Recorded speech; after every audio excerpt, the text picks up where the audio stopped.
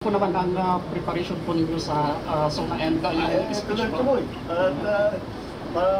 Pero yung kabuuan ng speech ko tapos na. Fine-tuning na ng mga ginagawa namin. Ayusin namin yan lahat bukas at saka hanggang linggo para maging handa para sa SONA sa Lunes. So,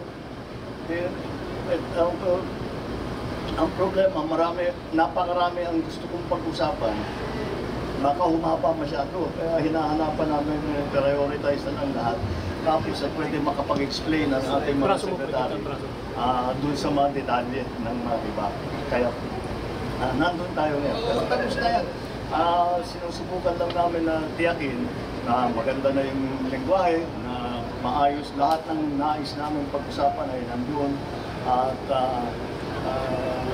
meron tayong maipapakita sa taong bayan na may nagawa sa nakaraan sa isang taon.